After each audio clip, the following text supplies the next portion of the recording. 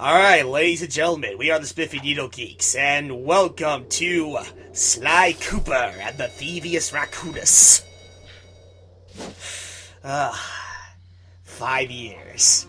Over 5 years since I last did a Let's Play on this on my main channel. Oh, Sly. You're so sly. I get it!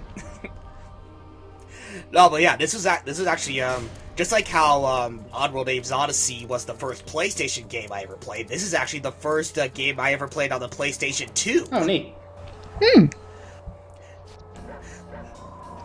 Definitely like the art style to this game. It's kind of got like a nice little like cell shaded look. Yeah. Oh yeah, there's my 100% file, because for whatever reason I felt like showing that off. Hi, Bentley. Yeah, so you are going to be 100%ing this one, right? Well, There's really no reason yes not and... to. Well, it's like, yes and no. I mean, this isn't technically going to be a 100% run, because that would require me doing, these, Master Thief runs, which are basically like, beat the clock kind of levels. Oh, okay. But However, this is going to be a run where I find all pages of this book that we're going to find, the Thievius Raccoonus. hence the title. We'll get to that. We'll let Danny get into that later. Because in terms of experience with this game, obviously Ryan's played it. I have never played it myself, but I've seen it in action plenty of times between my friends in elementary school playing it all the time and me watching them. The Let's Plays that I've seen of this. Danny is the only one here so far who's just going completely blind. Yeah, You just fucked up that rat. Yeah, it's like, I literally don't know anything about the Sly Cooper series, and it's like, other than the fact that Sly was in PlayStation All-Stars and he was Nathan Drake's rival, that's pretty much all I know about this series. Like, this was just another one of those, like, many video games where, like, you know, I've seen it in stores, like, I'd see it at Best Buy, and even if I had the opportunity to rent it, I'd end up renting, like, an RPG instead, so it's like, I just kept passing this up for other things, so, yeah, I don't know anything about it. Oh, well, let me tell you, Danny, you are in for a treat. Yes. According to my research, all you have to do is get near them. So yeah, Bentley is explaining a little mechanic that is used a lot in Sly Cooper, using particular moves based on these blue auras or thieving opportunities. Yeah. Or as I like to call it, Sly tripping balls. Okay, so I take it this is a tutorial? Yeah, it's like this whole level is a tutorial level, and I believe the beginning part of oh god, what was it? The Wave of Terror, the Tide of Terror, that was it. The beginning part of that, it's also a bit of tutorial. Quick, Sly, smash! Why are you setting off the alarm so early? I just felt like showing off what it would be like when you set off the alarm at the beginning and Bentley was like, "Quick, Sly!" Yeah, well, as you saw, those yellow beams of light are obviously security lights. If you set them off, they'll set an alarm off. Don't touch them again after that, otherwise Sly will catch on fire. Oy. Yeah. Now, there is a vault over there, but first, I just feel like ransacking Carmelita's office. Yeah, loot the inspector's office, why don't you? Okay. Well, actually, in a way, yeah, I am. Hence why we're about to hack it. We're about to get into this. Oh, fine. True enough. Into the police security mainframe and discovered But the also, combo. this person that Sly's talking to over the webcam, this is Bentley the Turtle. Oh, yeah. Obviously, the brains of the group. Yes, and we'll meet the. Well, he's not really the muscle yet, but he's. No, He's there. He is, Murray, the hippo. He's in this game. He's just kind of there. He doesn't like pick up the slack until the next game. Yeah, I mean, okay. Murray's the character. Like for the most part, he's just there. But in later levels, It's like, oh, he even has a calling card. Yeah, he tries to get into the field. Oh, and this is another character, Inspector Carmelita Fox. So this must be like the rival to, like, you know, Crystal when it comes to sexy foxes.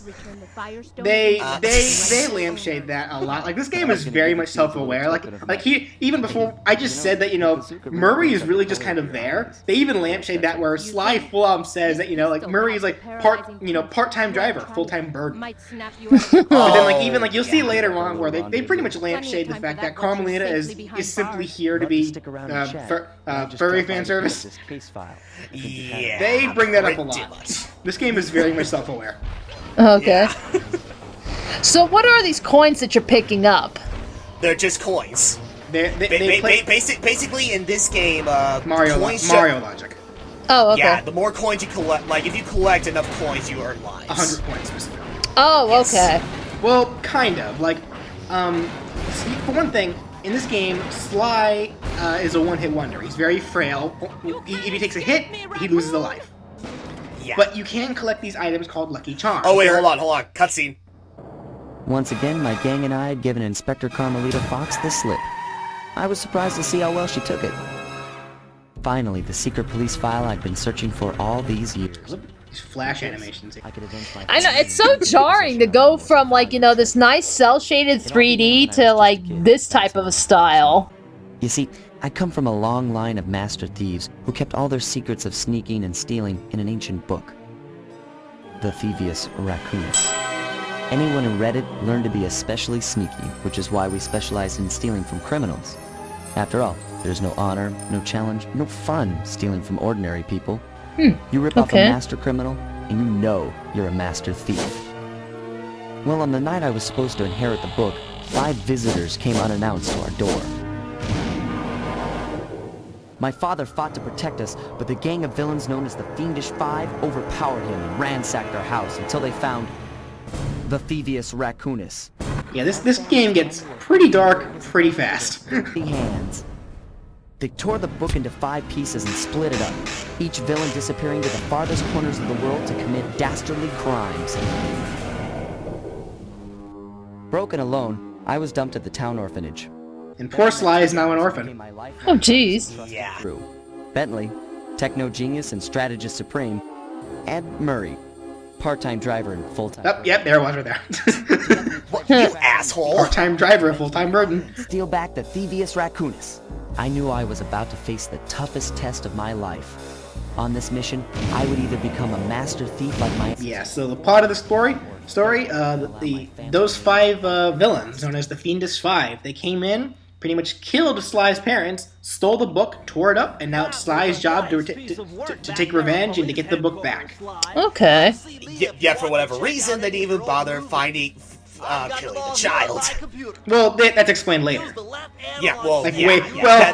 By later, I mean end of game later. So. Alright, but in which case, we're about to head into the first world. About to take on the first member of the Fiendish Five. Okay. The road trip gave me the time I needed to study up on Sir Raleigh the Frog. I really dig the music in this. I mean, it definitely sets up the whole atmosphere. Like, I mean, this definitely's got kind of like a Lupin the Third vibe to it. So, yeah, I'm digging this. So Raleigh here is definitely the least sympathetic of the Fiendish Five. No, yeah, absolutely. Okay, so which is what I rather find the most interesting. Honestly, Raleigh to me seems like the more interesting member of the Fiendish Five because of just his backstory on how he became a criminal to pretty much the other 4, not including Clockwork, the other 3 members of the Fiendish Five. Well, it's like, and Raleigh's the most jarring for me because, like, obviously each member has like their own position depending on their abilities. Like you have the muscle, there's the mystic, there's the demolition guy, and you have the leader. They all make sense. Raleigh was a spoiled rich brat who liked piracy, and as a result he became the chief mechanic. Huh? that never made sense to me. Well, I mean, it's like, think about it this way, and it's like, I'm sorry for jumping a bit too ahead of the gun here, but it's like, the second member of the Fiendish, the second, third, fourth member of the Fiendish Five, when you listen to their backstories, the way they became criminals, was from like trying to do something, and Well, it was people like rejected him or rejected him or her or something like that, and they basically did what they wanted to do because of revenge or something like that. But Raleigh, on the other hand, he did it because it was fun. Yeah, like the next three members will fight. They're all more sympathetic. Like they actually had really crappy childhoods, and that's what led to their criminal behavior as adults. Raleigh is just a spoiled brat.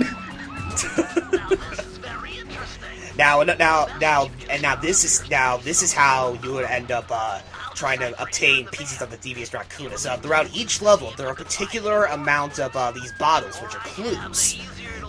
If you collect all these clues, you will be able to get a 3-number combination to a vault somewhere in the level. Kind of like how it was when we were going to the tutorial level in Paris. And collecting I guess we'll get to that when we actually open the vault, regardless. So, what I was saying before the initial cutscene interrupted us, when it came to the coins. So, collecting 100 coins, like I said, Sly is a one-hit wonder. He will die and lose a life if he gets hit at all, once. But, just like similar to like Crash Bandicoot, with like Aku Aku, you can find various lucky charms around the stage. Collecting a lucky charm will grant Sly an extra hit without losing a life. If you collect 100 of these coins, it's an automatic lucky charm. Now, there's different lucky charms. There's silver lucky charms and golden lucky charms. Yeah, silver lucky charms only allows you to survive 1 hit. Gold lucky charms let you survive 2 hits. Yes, and if you collect 100 of these coins while you already have a gold lucky charm, that's an extra life. Yeah, exactly. Okay. However, there is one thing I do kind of find a bit jarring when it comes to this level. Alright, so obviously enough, Raleigh is a frog. And yet his minions are walruses. Well, I think it's more so just based off the area. Like, yeah, this is somewhere in like in the European waters.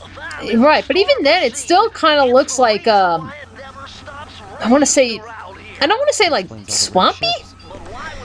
Or you know, it's like very pirate-like. Like it's very it's kind of piratey-like. Yeah, there's a little bit of jungle, not so much swamp. That'll be in the third world. We'll be trying to take on the third member. Yeah, this is like a ghost ship graveyard, really. Fuck you, bees.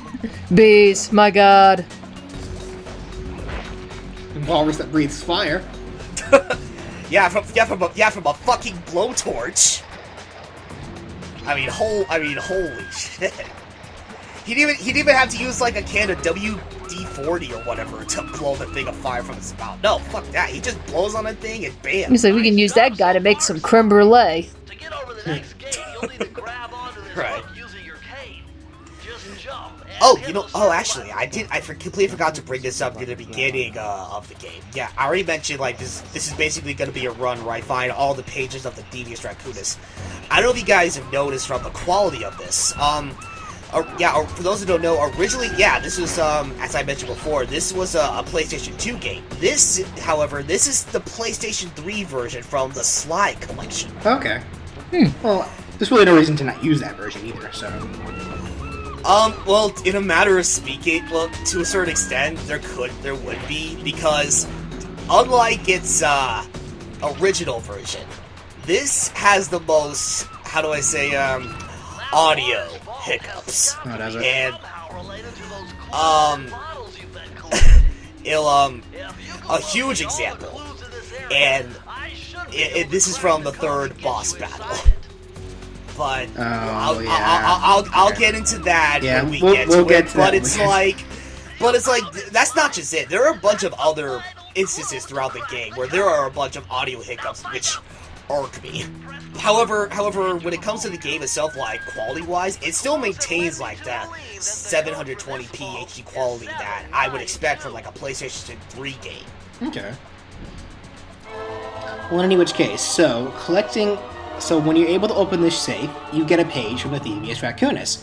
Each page grants Sly a brand new ability to use. Some are useful, others I find completely worthless. So is it absolutely necessary to pick up these pages? Well, not necessarily, but if you want to give like the true ending to the game, then yeah, it is mandatory. Yeah, and that was the move that Sly got. It's a dive. Which is actually turned out to be a permanent move as of the sequel. Well, yeah, they kind of try to explain that away, where apparently Sly just happened to forget some of his moves and he has to relearn them in the next game through the same method. But it's like, yeah, for the most part, each and every one of these clues, with the exception of 4, are completely optional. Yes. I have to say, I really like how agile they've made Sly here. Because, I mean, I'm thinking to, like, other platformers that use animals, like, Crash Bandicoot, Spyro the Dragon, Sonic the Hedgehog, and, here I'm seeing Sly, he's, like, jumping, he's spinning, he's practically flying around and everything, and it's like, I don't know, to me that really stands out. Trust me, when it comes to jumping and spinning, it gets better. Yes, obviously collecting these pages will grant Sly more abilities, but that'll also help his movement too. I think it's, if anything, I think it probably does tie into probably the animation. Like, it's very, very fluid here. Now, is that just because is that because it's the PlayStation 3 version, or was the animation this fluid back with the PS2?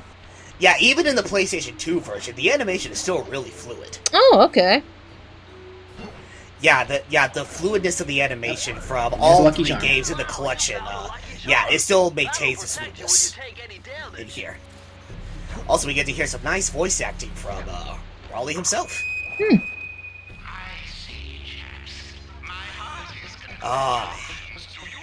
Cthulhu?